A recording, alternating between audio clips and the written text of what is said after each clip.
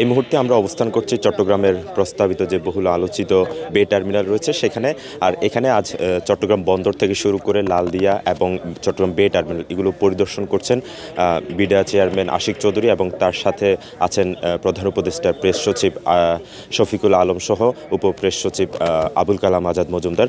নিশ্চয়ই আপনারা দেখছেন এই যে চট্টগ্রামের এই বন্দর, চট্টগ্রামের বন্দরের যে নতুন একটি আশার আলো দেখানো যাচ্ছে, যে বন্দর বে টার্মিনাল সেটি প্রস্তাবিত, সেটি থেকে শুরু করে লালদিয়াটার এগুলোতে আসলে এই যে আশার আলো বা সম্ভাবনা সেগুলো মূলত সেগুলো দেখছেন। এবং এখান থেকে আসলে চট্টগ্রাম বন্দর কিংবা দেশের অর্থনীতিতে কতটুকু আসলে এইগুলো ভূমিকা রাখবে সেগুলো বিষয়ে মূলত এখানে আলোচনা করা হচ্ছে। এবং প্রেস সচিব থেকে শুরু করে যে বিডা চেয়ারম্যান আছেন সেগুলো বন্দর থেকে তাদেরকে আসলে প্রেজেন্টেশন করা হচ্ছে এক ধরনের।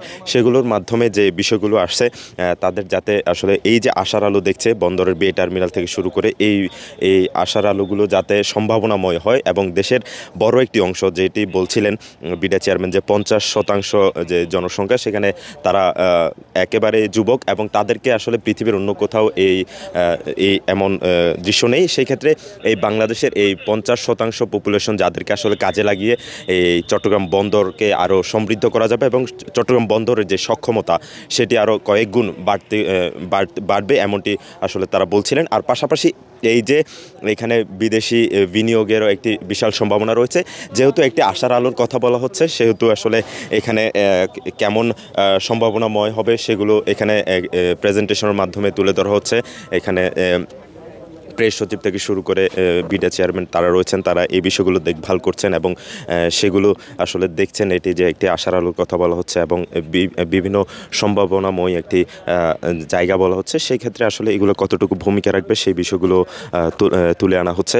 পাশাপাশি যেহেতু এই বে টার্মিনাল একটি বহুল প্রতীক্ষিত এবং আলোচিত একটি টার্মিনাল, সেই ক্ষেত্রে এখানে আসলে চট্টগ্রাম বন্দরের যে সক্ষমতা বাড়ার পাশাপাশি সেখানে যাতে আসলে সম্ভাবনা এবং বাংলাদেশের যে তরুণ এবং যুবকদের যে বিশাল একটি অংশ রয়েছে সেইখানে তাদেরকে সম্পৃক্ত করে এই যে মূলত নতুন একটি টার্মিনাল, সেটির মাধ্যমে বাংলাদেশ যে একটি অগ্রগামী ভূমিকা রাখবে এবং বন্দর সেক্ষেত্রে যে আশার আলো দেখানো হচ্ছে সেটি যাতে আসলে আরও সমৃদ্ধ হয় সেই বিষয়গুলো এখানে মূলত তুলে ধরা হচ্ছে।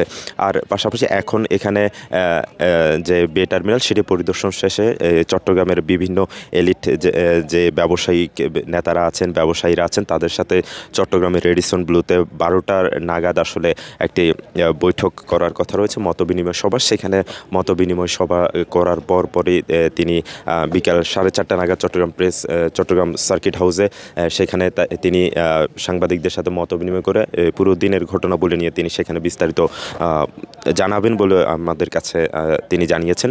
তো সব মিলিয়ে যদি বলতে চাই, চট্টগ্রাম বন্দরের এই যে সক্ষমতা সেগুলো বৃদ্ধির পাশাপাশি যে নতুন একটি সম্ভাবনার দ্বার খুলতে পারে এই বহুল কাঙ্ক্ষিত বে টার্মিনালের মাধ্যমে, সেটিও আসলে বলা যায়। এবং চট্টগ্রাম নয়, বাংলাদেশে যে বিশাল একটি জনসংখ্যার তরুণ, সেটি আসলে বিশ্বের অন্য কোথাও নেই, তাদেরকে আসলে এখানে কর্মসংস্থানের সুযোগ করা হবে এবং এই যে চট্টগ্রাম বন্দরের সক্ষমতা সেটিও কয়েক গুণ বাড়তে পারে, এমনটি আসলে এখান থেকে জানানো হচ্ছে। তো এই ছিল আমার কাছে চট্টগ্রামের বে টার্মিনাল থেকে এই যে পরিদর্শনের সব শেষ।